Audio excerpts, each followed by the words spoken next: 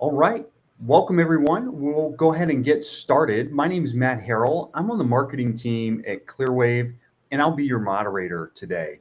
This is part three of our three-part series on patients, profits, and practices. If you missed parts one and two, we started off with a focus on patient acquisition. And then in part two, we covered a bit about patient lifetime value and retention. Today, we're going to dive a little bit into key areas for scaling your practice. And just like previous sessions, we're going to keep this to about 15 minutes. The idea is to offer up a couple of pieces of insight and allow you to get back to your day. If you have questions as we go along here, feel free to drop those into the chat box and we'll answer those if time permits at the end of today's session.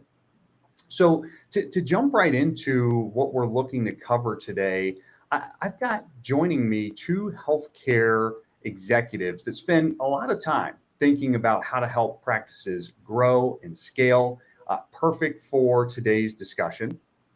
First up, we're going to hear from Ty Allen, CEO of Social Climb.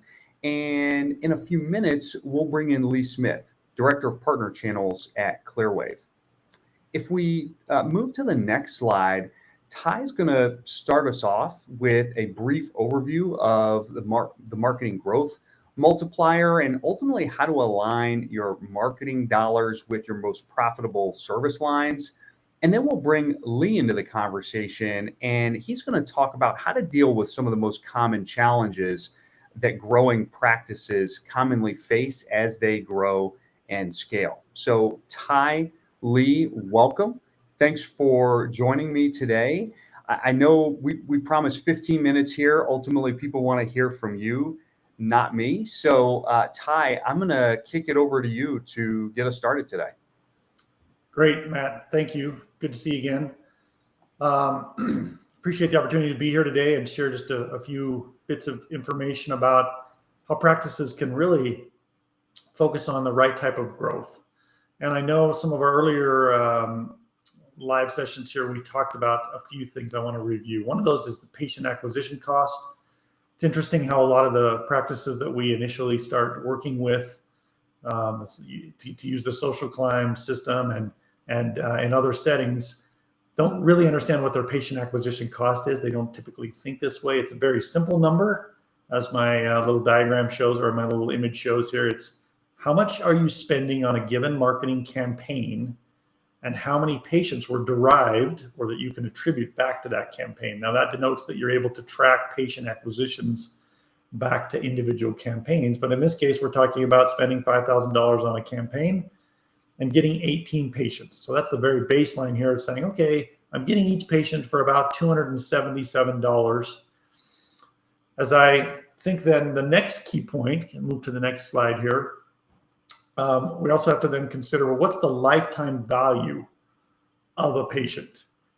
And that lifetime value is, again, something simple. And in many business settings outside of healthcare, it's kind of the baseline for thinking about how you want to target patients and or customers and which type of customers you want. And we're going to get into that in just a minute. But let's talk about how you calculate lifetime value. It's, again, very simple. There's really two categories. There's the reoccurring patients that a lot of practices deal with, and then there's the more episodic cases or acute cases that other types of specialty practices deal with. So in the first case, lifetime value of a patient is for a reoccurring patient in a practice, a primary care or some sort of practice that sees patients quite often. It's just how much do you make per visit? How many visits a year? How many years do you, on average, keep a patient? In this case, we got a little $2,300 number there saying that the lifetime value of a patient is that. We see this with acute care settings be a little different in that patients don't always return, but are often worth more. So a surgical case for a specialist, they'll typically know what their average value of, let's say, a joint replacement or some sort of surgical care is. And it's best to work off of those. And in either case, to understand what your marketing growth multiplier is, it's a simple equation from there of what's that lifetime value or that episodic value divided by the patient acquisition cost. And you always want that number to be about 3x. So every dollar you put in is giving you at least $3 back. And in some cases, the numbers that we see in reality are more like 20, 30, 50x when the marketing is done well. And one key point to that is when you're going to spend marketing dollars, spend those dollars on the types of patients that actually don't just increase your revenue, but increase your revenue with more profitable care types. So one way to do that, if we can move to the next slide, is to make sure that when you're spending marketing dollars, you are focused on the patient categories that you want more of. Every practice has a list of patient types that they want less of and patient types that they want more of. It's a reality that not everybody outside of healthcare understands happens. But if a practice could choose, they'd choose the patients that pay well, have good chance of recovery, and are in good need of the type of care the practice provides. They fit on those criteria. So one thing that we've done in the social client platform is we've created predictive patient targeting models. And this little example here, we're showing an orthopedics example where this practice would like to get more patients who are in need of knee care. The knee surgery group in this practice would like to up their game. They want to focus on certain types of knee care in certain zip codes.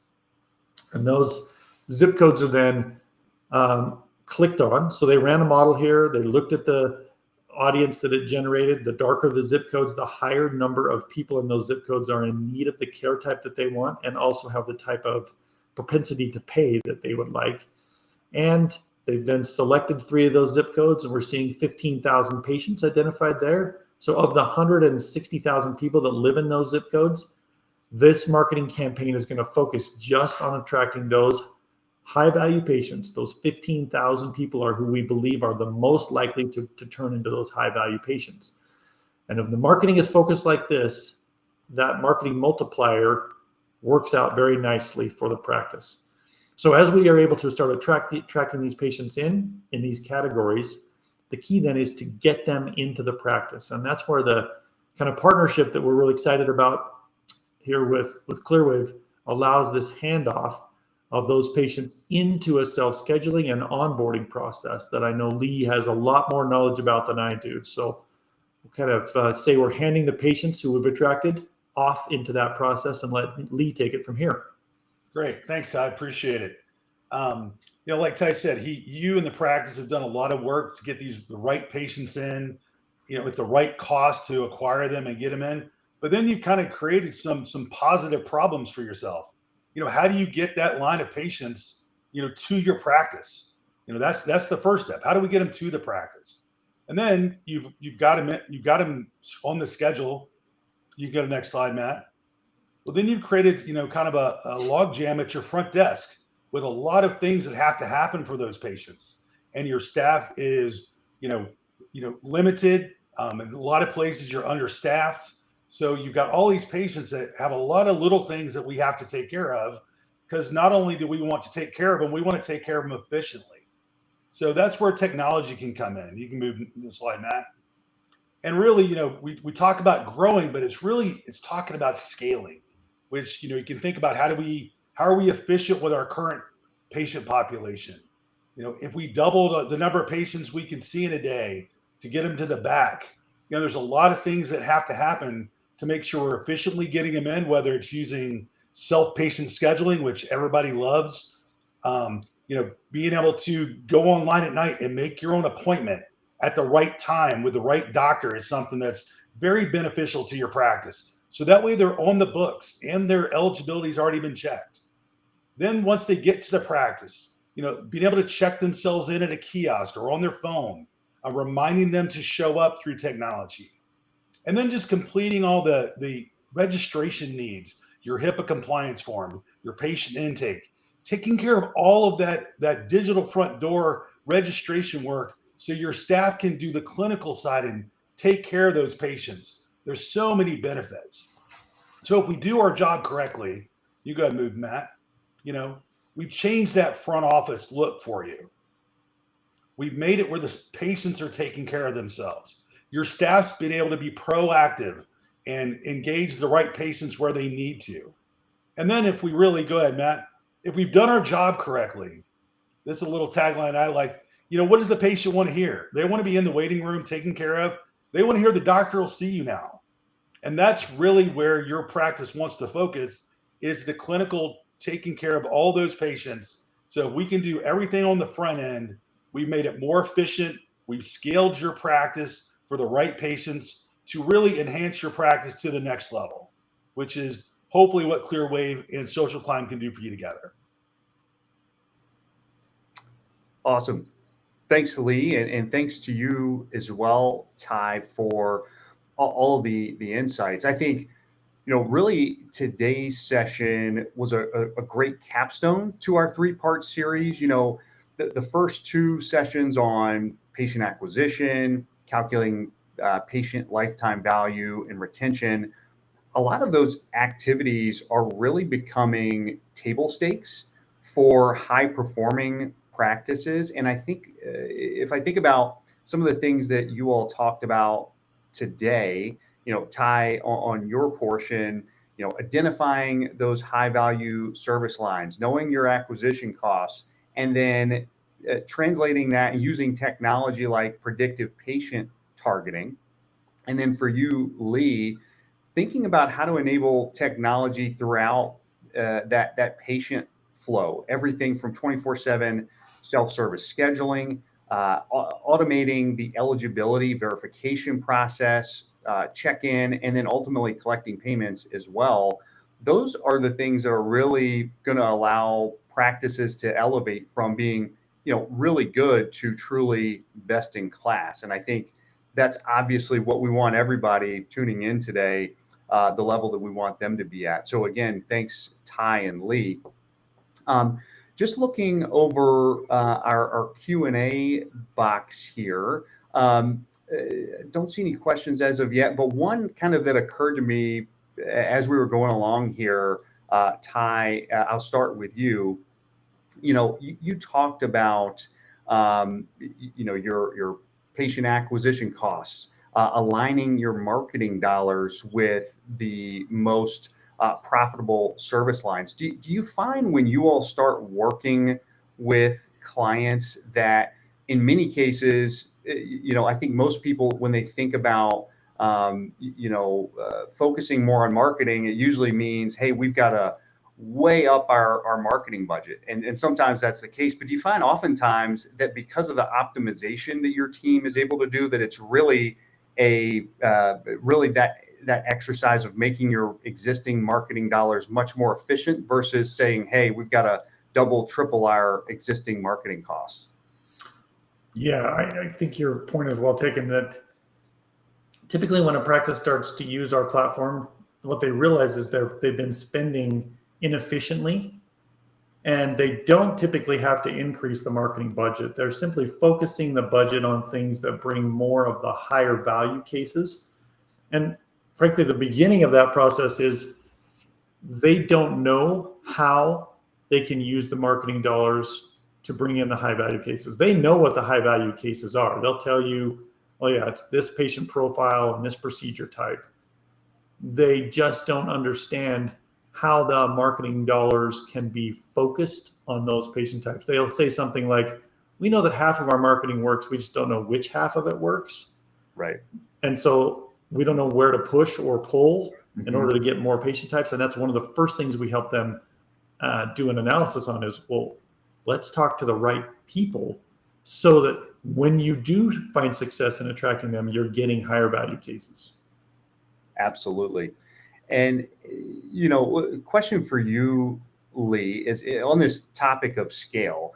I think a lot of practices that we talk to, when they think about scale, it's like, well, gosh, I've got to staff up. How are we going to deal with an influx of patients as we add, providers or services?